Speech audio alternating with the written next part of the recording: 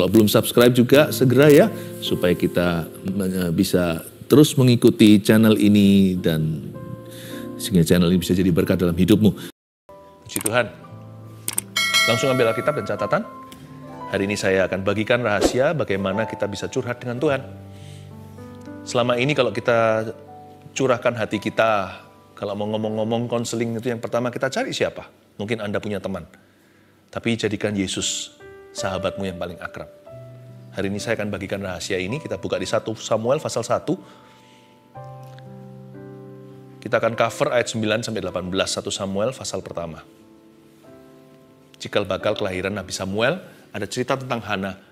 Luar biasa indahnya. Di sini dibukakan rahasia keintiman dengan Tuhan juga ketika hati dirudung masalah. Ya.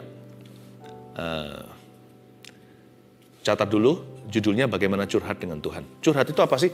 Curhat itu singkatan dari curah hati. Jadi itu sebenarnya bahasa slang sih. Mungkin kalau orang-orang Indonesia yang menyaksikan ini di luar negeri sudah lama nggak di tanah air dan nggak ngikuti bahasa-bahasa informal. Ya, artinya mencurahkan hati seseorang itu ada di Mazmur 62. Nggak usah dibuka. Nanti kita akan baca 1 Samuel pasal 1, 62 ayat 9 di Mazmur itu berkata begini. Percayalah kepadanya, hai umat, di setiap waktu. Jadi Tuhan bicara sama jemaat, hai jemaat, jemaatku, jemaatnya Kristus. Percayalah kepada Tuhanmu setiap waktu. Jangan sekali-kali kadang-kadang, setiap saat, segala musim kehidupan, termasuk ketika hati dirudung masalah. Dan curahkanlah hatimu kepadanya. Kita disuruh curhat di hadapannya, sebab Allah kita adalah perlindungan. Jadi sebenarnya, mencurahkan hati sama Tuhan atau konseling pribadi sama Yesus, tanpa perantara, itu perintah. Itu bukan saran loh ya. Karena Mazmur 62 ayat 9 berkata, percayalah, lalu curahkanlah hatimu di hadapannya. Jadi, tapi gimana caranya Pastor Philip? Gimana kita curhat sama Tuhan itu? Bagaimana membangun keakraban? Nah di sini kita harus lihat trik-triknya. Setan akan berusaha untuk menghalangi. Karena itu kita harus mengerti dulu hati Allah. Hati Tuhan untuk kita. Kita baca 1 Samuel pasal yang ke-1 ayat yang ke-9 dulu. Pada suatu kali, setelah mereka habis makan dan minum di Silo. Silo itu tempat rumah Allah dulu. Berdirilah Hana, sedang Imam Eli duduk di kursi dekat tiang pintu bait suci Tuhan. Ayat 9 berhenti di sana sebentar, saya kasih background story-nya. Ada seorang pria namanya Elkana, seorang Yahudi yang takut akan Tuhan, punya 2 istri. Ya, di perjanjian lama namanya Hana dan Penina. Penina itu madunya. Jadi Hana itu istri pertama. Hana nggak punya anak sama sekali, Penina punya beberapa. Jadi itu mengenaskan. Istri sah malah nggak punya keturunan. Lalu worse still, yang lebih parah, lebih buruk lagi adalah si Penina suka bullying. Verbally bullying. Mungkin dia diam-diam cubit dari belakang, disindir, sarkastik sekali komentar-komentarnya. Lu nggak punya anak, gua punya beberapa. Gitu-gitulah menghina. Jadi makan hati buat si Hana. Sekalipun suaminya sangat cinta sama dia, si Elkana, tapi nggak bisa tergantikan rasa malunya. Apalagi di perjanjian lama, kalau wanita mandul tidak bisa punya keturunan, itu jadi cemoohan atau menjadi noda di masyarakat. Orang-orang mengira dia kena kutukan. Karena zaman dulu kan pikiran belum terbuka. Jadi mereka mengira pokoknya kalau satu orang itu nggak bisa punya putra, orang itu pasti dihukum Allah. Jadi Hana ini tersiksa batinnya. Nah suatu hari setelah mereka makan dan minum di Silo, setelah memberi persembahan annually datang ke bait suci, datang maksudnya ke rumah Tuhan untuk mereka itu ke situ. Di situ Hana bakalan curhat sama yang Maha Kuasa. Tapi yang ada di sana adalah Imam Eli duduk di kursi sih, karena dia gemuk sekali, dekat pintu bait suci Tuhan, dekat tiang. Yang jadi hamba Tuhan waktu itu, padahal mereka jahat, adalah kedua putra daripada Eli, FYI, for your information only. Ya, yang nantinya tentunya mereka dihukum Tuhan karena mereka main-main dengan api persembahan. Jadi kita lihat dulu konteksnya ya. Si Hana ini nowhere to go, no one to turn to, karena zaman itu kegelapan. Bayangin yang jadi penjaga bait suci, jadi imamnya aja korupsi. Jadi waktu itu nggak ada orang benar seolah-olah. Jadi Hana ini nggak punya siapa-siapa kecuali Tuhan yang bisa mendengar keluh kesahnya. Ayat 10. Dan dengan hati pedih ia berdoa kepada Tuhan sambil menangis terseduh-seduh. Kasihan. Berhenti di ayat 10 dulu. Dia ini victim sebenarnya, dia ini korban bullying, dan juga korban kehidupan seolah-olah, aku salah apa kok tidak dapat keturunan. Si Hana ini seorang pendoa. Ya, pendoa syafaat, dia dikenal hari ini di kalangan gereja Tuhan sebagai seorang yang doanya dikabulkan. Tapi kita lihat gimana dia curhat. Dia sih nggak melihat dirinya sebagai pendoa syafaat. Dia hanya punya masalah, hatinya dirudung problema, dia hatinya pedih, di ayat 10 dikatakan di sini, sampai dia menangis terseduh-seduh, bukan nangisnya itu menetes air mata. Itu semua air wajah. Menangis terseduh-seduh itu menangis keras, itu sampai sesegukan, sampai tidak berdaya. Kadang-kadang mungkin dia tersendat, kena air matanya sendiri. Dia bahkan nggak bisa menaruh dalam kata-kata, nggak bisa tahan emosi. Seperti air bah dalam jiwa. Dengan hati pedih ia berdoa kepada Tuhan. Tapi kuncinya di sini di ayat 10 baca sekali lagi. Dan dengan hati pedih, oke lah, setiap kita pasti punya kepedihan. Nah ini kuncinya. Ia berdoa kepada Tuhan. Waktu Anda pedih, Anda lakukan apa yang Anda lakukan? Waktu kita menangis terseduh-seduh karena nasib ini menekan, apa yang kita lakukan? Ini kuncinya Hana. Dan dengan hati pedih, nggak berhenti di sini. Ia, Hana, berdoa kepada Tuhan. Catat nomor 1. Bagaimana curhat dengan Tuhan? 1, pastikan dulu bahwa Tuhan adalah alamat yang tepat untuk curhat. Pastikan bahwa Tuhanlah destinasi curahan hatimu. Nah, problem itu biasanya terjadi ketika Tuhan Yesus bukanlah pribadi pertama yang Anda curahkan jiwa Anda atau Anda bawa keluh kesah. Nah, disitulah komplikasi terjadi biasanya. Ketika Anda bawa sakit hati ke manusia, rasa nggak terima, orang yang nggak salah pun terkamirkan. Ingatlah bahwa Tuhanlah alamat untuk curhat, bukan manusia. Manusia itu kedua, ketiga, tapi Tuhan selalu nomor 1. Selalu yang dituju adalah Tuhan dulu. Tuhan yang pertama dan Tuhan yang utama. Bisa jadi Tuhan pakai seseorang. Di Alkitab ada banyak cerita gimana Tuhan memakai sesama.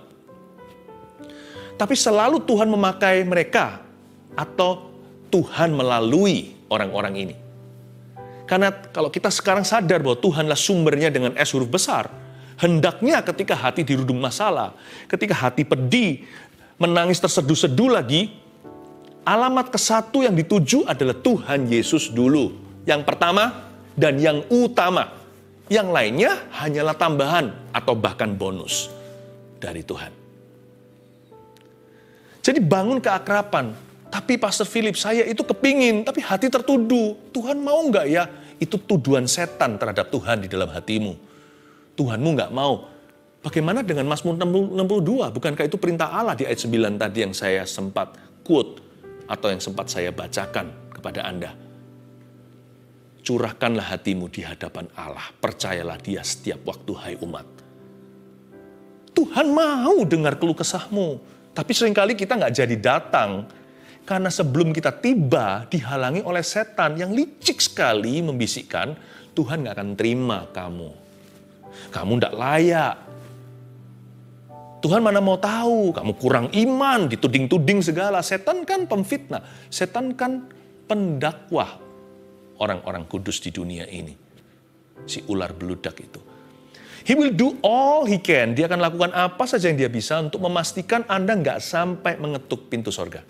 Ketika dirudung masalah. Atau paling tidak, dia akan menahan kakimu supaya jangan immediately, supaya jangan terburu-buru ke situ. Supaya jangan sampai tempat pertama yang Anda tuju adalah Yesus dulu.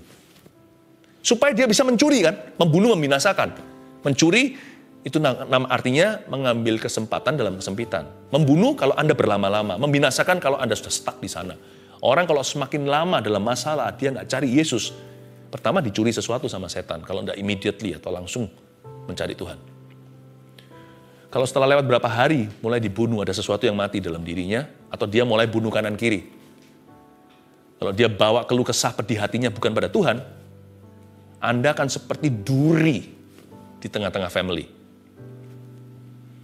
Lalu kalau Anda stuck di sana, terus nggak cari Tuhan, dan memang selama lamanya, padahal Tuhan sudah menunggu di sana, Anda berlamban-lamban atau berlambat-lambat ke situ, maka dia bahkan bisa membinasakan sesuatu.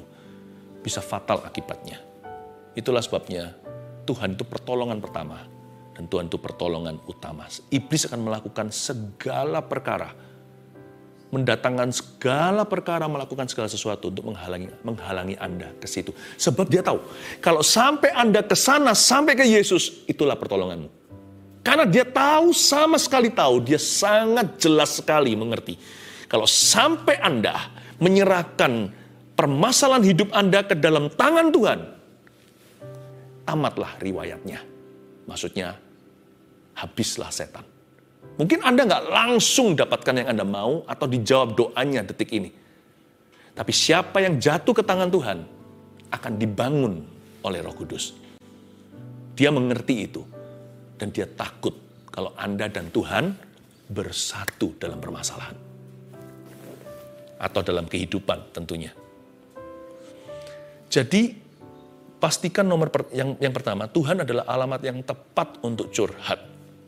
Kita lihat ayat 11 sekarang, kita baca.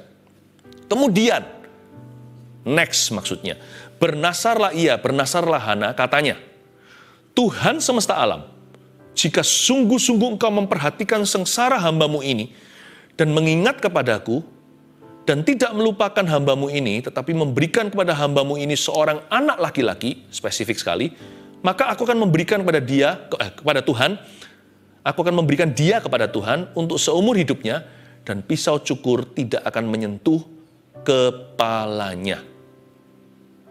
Tunggu sebentar. Memang ini doanya spesifik. Padahal kalau orang lagi hatinya pedih itu kan susah untuk berpikiran objektif. Jadi saya tahu bahwa untuk dia bisa berdoa begini butuh konsentrasi yang tinggi. Tinggi nggak cukup, super tinggi. Jadi dia harus fokus. Doa itu nggak boleh asal-asalan, nggak boleh setengah-setengah. Tapi yang membuat saya lebih kagum dengan doa Hana atau tekad hatinya adalah seperti yang saya katakan tadi kan. Kalau dia ini menangisnya terseduh-seduh itu berarti kan emosinya sudah lepas seperti air bah, udah nggak terkendali rasanya, hati ini nggak bisa lagi ditahan. Dan untuk dia bisa, pernah nggak Anda menangis dengan hebat, Anda mau ngomong sesuatu susah kan? Kok dia bisa selesaikan kalimat? Berarti orang ini betul-betul berusaha untuk menata kata-katanya waktu dia berdoa. Sekalipun perasaannya nggak keruan, dia pastikan akal budinya tetap tertuju pada Kristus. Dan dia pastikan juga bahwa dengan segenap pikirannya dia mengikut Tuhan di masa-masa seperti itu.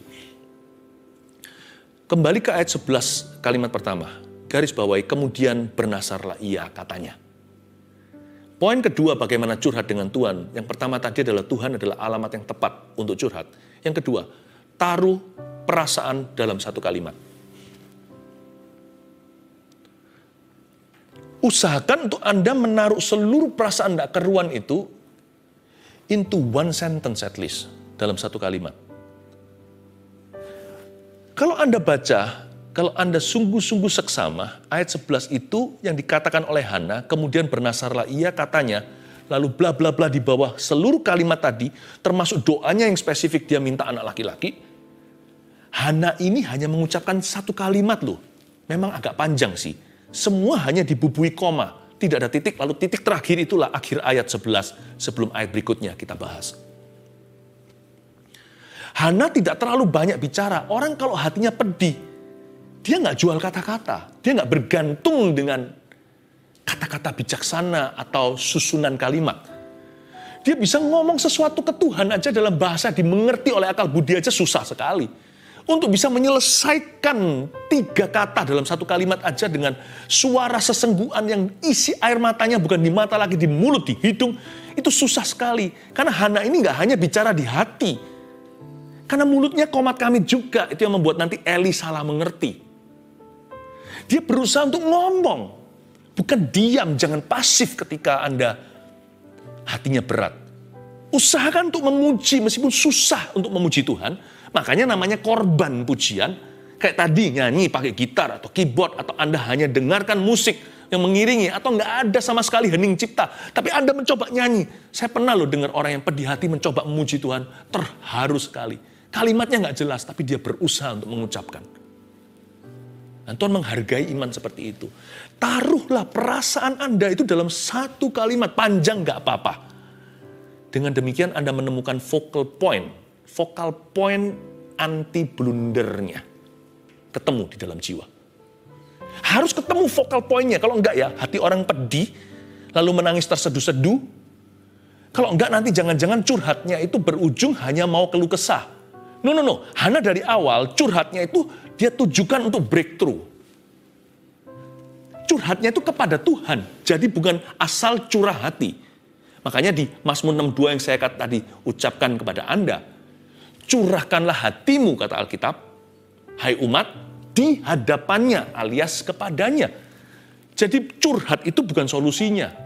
Pernah nggak Anda melihat orang mau konseling sama seseorang, tapi dia nggak cari jawaban atau solusi. Dia hanya mau pembenaran. Dia hanya cerita-cerita yang negatif semuanya.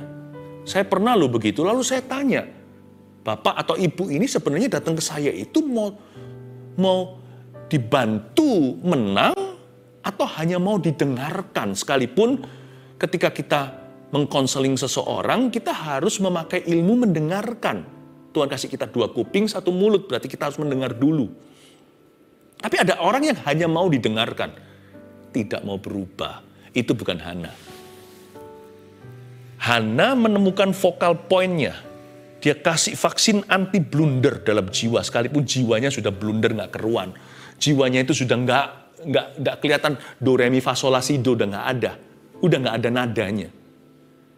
Taruhlah perasaan Anda into one sentence, even though a long sentence. Kalau Anda baca tadi, Tuhan semesta alam, jika sungguh-sungguh kamu perhatikan sengsara hambamu ini, dan mengingat kepadaku, dan tidak melupakan hambamu ini, tetapi memberikan tetapi memberikan kepada hambamu ini seorang anak laki-laki, belum tutup kalimat, maka aku akan memberikan dia kepada Tuhan untuk seumur hidupnya, dan pisau cukur tidak akan menyentuh kepalanya, titik. Just one sentence, amazing prayer. Makanya doa orang benar bila dengan yakin didoakan itu bedanya sama doa orang fasik apa? Orang Farisi suka bertele-tele. Orang benar itu one sentence. Tapi dia compact masukkan di situ seluruh protein keluh kesahnya. Dengan tujuan, Lord, this is what I want. This is what I'm struggling with. Ini yang aku inginkan, ini yang aku gumuli. Aku cari Tuhan. Terimalah keluh kesahku yang berujung keselamatan. Ya? Ayat 12. Ketika perempuan itu terus-menerus berdoa di hadapan Tuhan, maka Eli mengamat-amati mulut perempuan itu. Eli ini lucu. Lucu bukan untuk kita ketawa. Lucu yang membuat saya berkata, kok dia nggak peka? Ketika perempuan itu terus-menerus berdoa, ayat 12, di hadapan Tuhan. Terus-menerus loh ya berdoa. Dia nggak berhenti. Sampai kapan? Pertanyaannya. Nanti kita lihat. Ada titik balik. Ketika perempuan itu terus-menerus berdoa di hadapan Tuhan, maka Eli mengamat-amati mulut perempuan itu. Ada apa dengan mulutnya? Dan karena Hana berkata-kata dalam hatinya dan hanya bibirnya saja bergerak-gerak. Bibirnya itu bergerak-gerak. Tetapi suaranya tidak kedengaran. Maka Eli menyangka perempuan itu mabuk. Nah, ayat yang ke-12 ini catat dulu poin ketiga. Bagaimana curhat dengan Tuhan selain Tuhan adalah alamat yang tepat untuk curhat. Yang kedua, taruh perasaan dalam satu kalimat. Yang ketiga, terus berdoa hingga ada kelepasan damai sejahtera. Jadi si Hana di ayat 12, perempuan ini terus-menerus berdoa di hadapan Tuhan, sampai-sampai Eli salah paham. Dia mengamati mulut perempuan itu yang komat-kamit, bibirnya bergerak-gerak sendiri. Sedangkan Hana sedang berdoa deep in her spirit. Dia sedang bergumul sangat dalam di dalam hatinya. Tapi suaranya nggak kedengaran. Maka Eli menyangka perempuan itu mabuk. Di dalam ayat-ayat yang kita baca barusan ini, di dalam konteks poin ketiga terus berdoa hingga ada kelepasan damai sejahtera. Kita melihat there is such a thing, ada yang namanya deep prayer. Kita mengerti deep worship atau penyembahan yang dalam sekali. Ini doa yang sangat mendalam. In the New Testament, saya kok teringat di perjanjian baru yang namanya glossolalia. Glossolalia itu bahasa doa dalam bahasa roh atau bahasa lidah. Bukan bahasa roh yang diterima untuk menjadi pesan pada seseorang yang harus diterjemahkan, tapi bahasa roh yang membantu kita dalam pergumulan. Roma 8, 26 dan 27 bunyinya begini, nggak usah dibuka. Saya hafal, saya beritahu Anda dulu untuk singkat waktu. Demikianlah Roh Kudus, R huruf besar, membantu kita dalam kelemahan kita, sebab kita sebenarnya tidak tahu bagaimana harus berdoa. Tetapi Roh itu berdoa bagi kita dengan keluhan-keluhan yang tak terucapkan. Keluhan-keluhan yang tak terucapkan itu bukan berarti tidak mengucapkan keluhan-keluhan itu.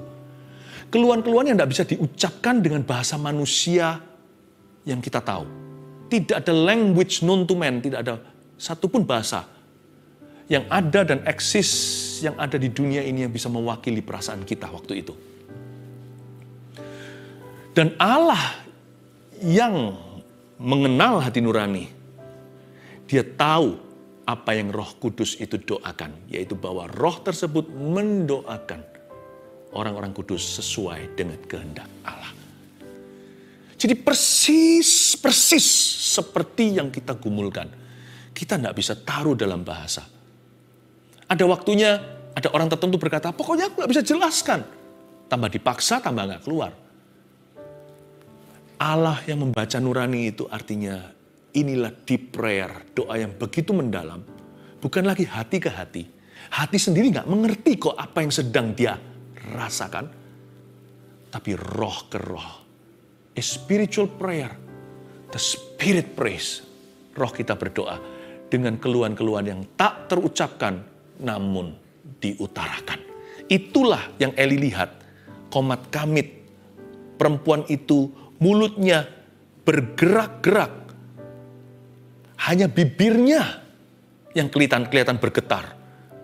Memang yang dialami oleh Hana ini di perjanjian lama belum ada pencurahan Roh Kudus Pentakosta. Tapi coba bayangkan.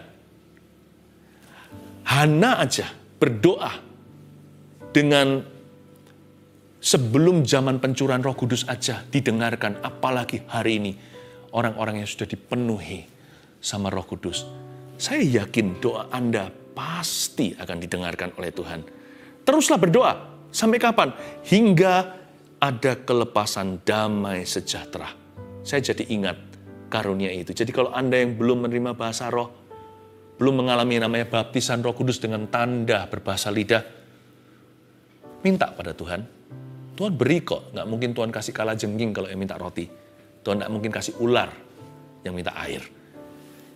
Ayat berikutnya, ayat 13.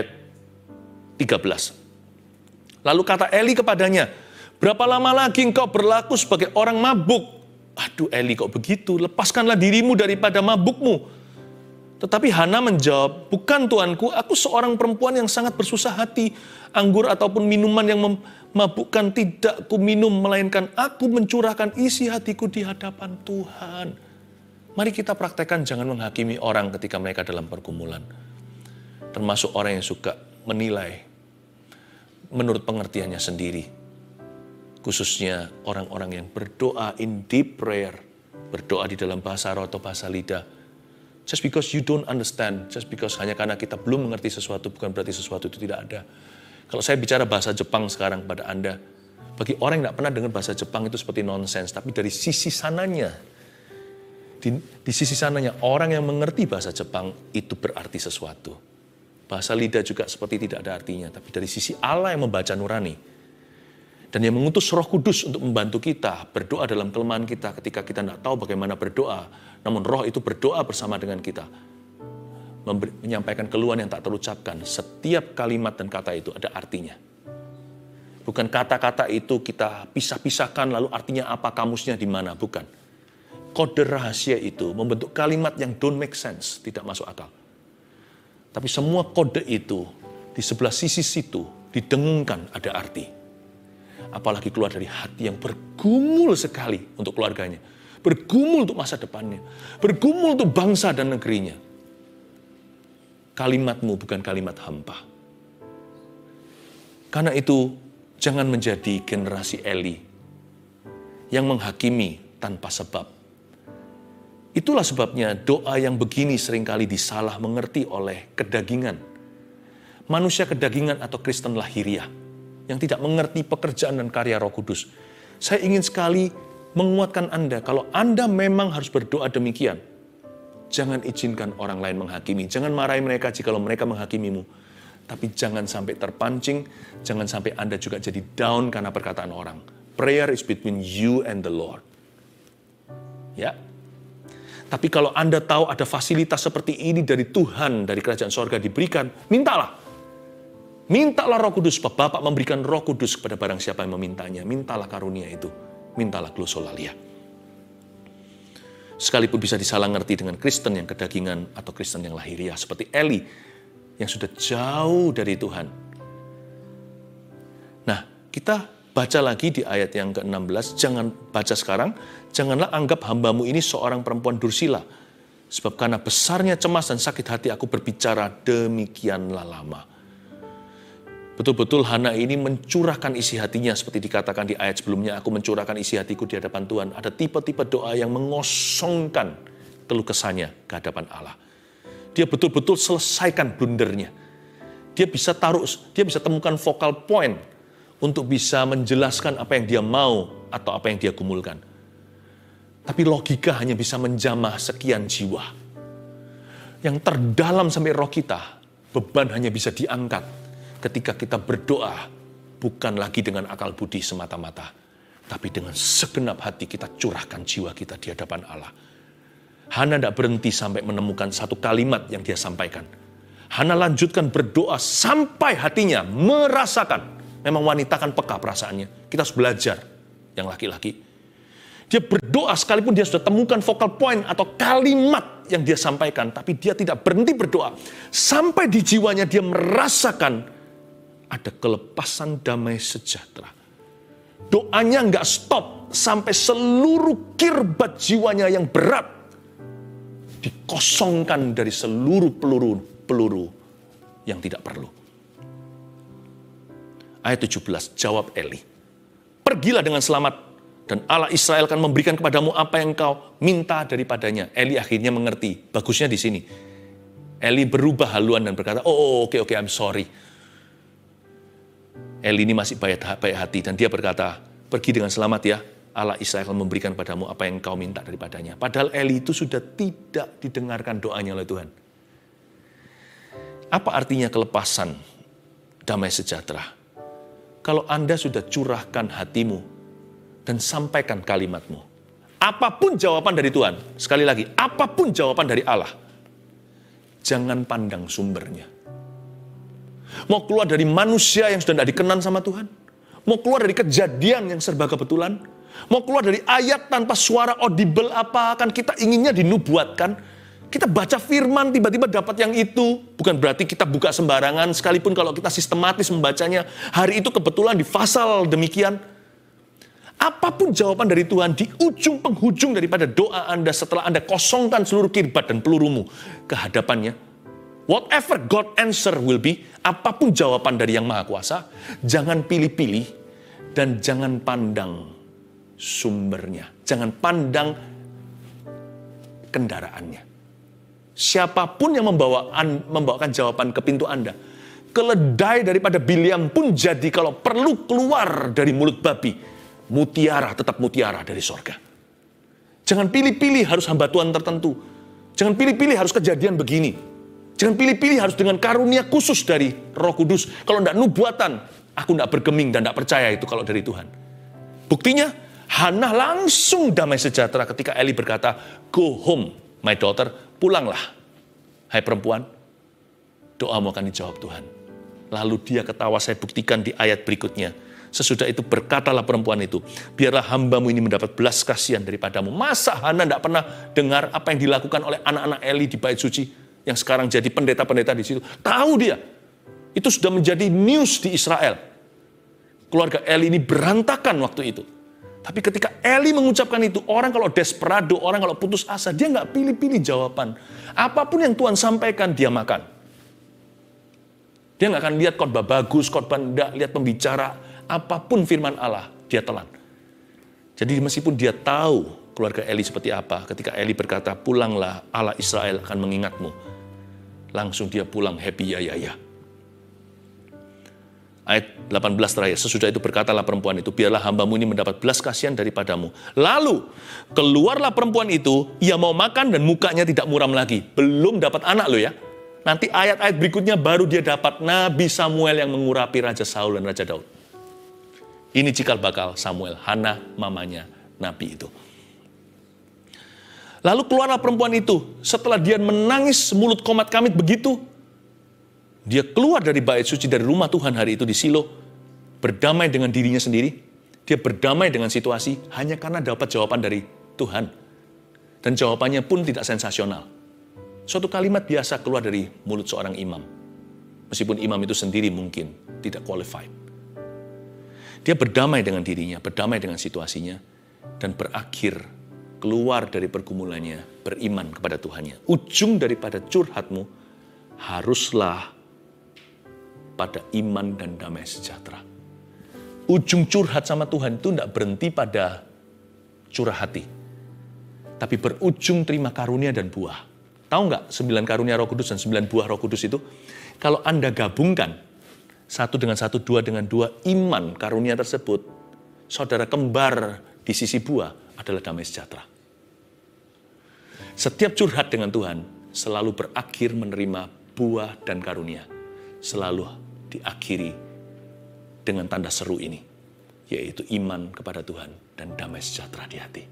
Jangan berhenti sampai curah hati, berhenti sampai beriman kepada Tuhan. Dia keluar dari kamar, dari Silo itu, berseri-seri, mau makan, mukanya tidak muram lagi. Tak lama kemudian, janji Tuhan digenapi. Suara bayi, lahirlah Samuel.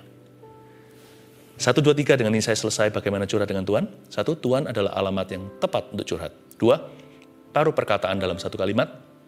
3, terus berdoa hingga ada kelepasan, damai, sejahtera. Mari kita hampiri tatanya. Saya ingin berdoa bagi Anda yang belum menerima karunia untuk berbahasa roh. Ini karunia doa dan ini indah sekali. Anda bisa minta, ayo berdoa. Kalau Anda belum menerimanya dan rindu, ulurkan tanganmu ke depan sebagai koneksi iman kita. Dan semua orang yang sudah menerimanya saat ini, entah di rumah Anda ada yang butuh doa itu atau tidak ada, tapi pasti dari ribuan orang yang ikut saat teduh saat ini, pasti ada banyak yang belum menerima baptisan Roh Kudus itu. Mari kita sama-sama, saya ajak yang sudah menerimanya menjadi partner doa saya. Yang belum menerimanya menjadi resipien, menjadi orang yang mewarisi jawaban doa itu. Ulurkan tanganmu dan katakan seperti ini, Tuhan Yesus, baptiskan aku ke dalam Roh Kudus-Mu. Penuhi aku, supaya aku menerima karunia doa ini. Agar aku bisa menjadi rumah doa-Mu. Terima kasih Tuhan. Beriku keberanian memberitakan Injil. Aku rindu menerima baptisan Roh Kudus dengan tanda berbahasa lidah. Aku minta di dalam nama Yesus. Aku terima dengan iman dalam nama Yesus. Urama kataya nasyuna nama taya nama. Kiama nama takamana mama terima Roh Kudus. Urama kapatakaya syanana. Saya tidak bisa ajari Anda berbahasa roh. Bahasa roh itu karunia. Tapi dengan kita sekarang beriman sama-sama, saya tahu Roh Kudus dicurahkan, ada lidah-lidah api sekarang datang ke rumahmu. Iramagamaya shanana matagamaya baralamatagama baralamatagama baralamatagaya shanana matagama. Kita suara matagamaya shanana manama. Mari kita doakan agar urapan Tuhan sampai ke semua orang. Setiap bejana yang kosong diisi. Oramagamaya shanana namaya sinana namaya shanana. Uramaramatagama sinana namaya shanana namaya su. Hinana namaya sinana namaya si. Shikabara matagamaya baralamatagama Jangan berhenti. Saya tahu dengan iman saya percaya banyak orang sekarang kepenuhan dengan kuasa Roh Kudus. Menerima berkat Pentakosta. Tidak ada yang ajari, mulut akan diisi. Bergetarlah kuasa Roh Kudus di seluruh tubuh, di lidah bibirnya juga. Terimalah karunia doa, bahasa sorga. Terimalah di dalam nama Yesus karunia syafaat. Sucikan, kuduskan, baptiskan dengan Roh Kudusmu, baptiskan dengan api ya Tuhan. Sucikan umatmu, sucikan umatmu ya Tuhan. Bangkitkan ya Tuhan Yesus saksi-saksimu yang heran, saksi-saksi hidupmu ya Tuhan. Orang makanya shanana nama, ulangi kembali Pentakosta seperti 2000 tahun lalu bersama dengan para murid. 120 umatmu itu yang bertemu di loteng atas. Rasul-rasul Tuhan, Tuhan curahkan oramagamaya shanana matakanama, hinamara matakamaya ramatakamaya shanana nama nama hinamara matakaya shanana matakamaya para matakamaya.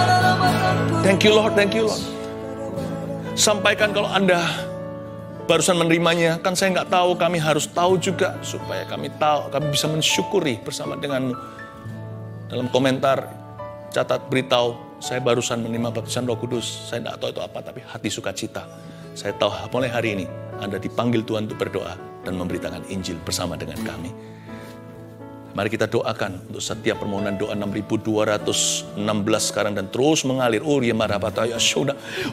yang barusan menerima bahasa roh bisa sekarang berbahasa lidah dengan saya untuk sama-sama mendoakan orang-orang yang sekarang berharap pada Tuhan ini. Setiap permohonan ini dalam nama Yesus. Tuhan Yesus, lawat ya Tuhan umatmu di dalam nama Yesus. Oh haleluya, haleluya. Terima kasih Roh Kudus. Oh haleluya.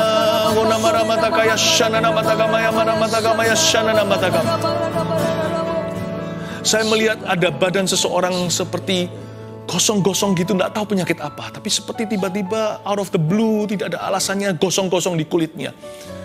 Dengarkan firman Tuhan, dalam nama Yesus penyakit itu Tuhan angkat karena darah bilur di Kalvari. Dan tidak akan kembali lagi, dan semua gosong-gosong di tubuh itu akan sembuh sendiri karena Tuhan yang menjamahmu. Dan Tuhan tidak akan mengizinkan penyakit itu kambuh. Terima kasih Tuhan. Saya melihat dengan sangat jelas gosong-gosong di sekujur tubuhnya, di tangannya, lengannya, ada sampai di kaki, di pangkal pahanya. Oh Tuhan, terima kasih Tuhan, Kau menyembuhkan orang itu. Ada seorang wanita yang selalu seringkali menangis terseduh-seduh di meja riasnya. Anda sudah menikah dan kehidupan Anda tidak bahagia. Saya ngomong begini supaya Anda tahu bahwa Tuhan memperhatikanmu, dan supaya semua juga tahu kita ini berada di mana Allah paham sekali. Jangan sedih saudariku, Tuhan mengasihimu. Anda orang ini tidak punya pikiran untuk bunuh diri, tapi dia sama sekali nggak suka hidupnya. She hates her life so much. She doesn't want to kill herself, tidak mau membunuh dirinya tentunya. Tidak ada masalah dengan itu. Tetapi Anda sangat membenci kehidupanmu. Anda putus asa. Anda tidak tahu harus berbuat apa-apa. Problema yang Anda hadapi begitu berat. Anda merasa tidak tahu harus ngomong ke siapa. Ngomong ke siapapun serasa salah. Ke keluarga juga nggak bisa. Anda serba sulit dan dilema. Dengar baik-baik, Tuhan tahu. Saya melihat jelas, tapi dari belakang saya melihat Anda. Tuhan memberikan sebuah penglihatan yang singkat dan cepat. Seringkali di meja rias itu Anda menangis, bahkan pernah sekali sampai tertidur karena Anda lelah menangis. Anda sendirian meskipun Anda tidak hidup sendiri, Anda punya keluarga. Jesus loves you. Mulai hari ini berubahlah. Tuhan menjamahmu. Tuhan menjamahmu. Jesus loves you. Haleluya. Terima kasih Tuhan.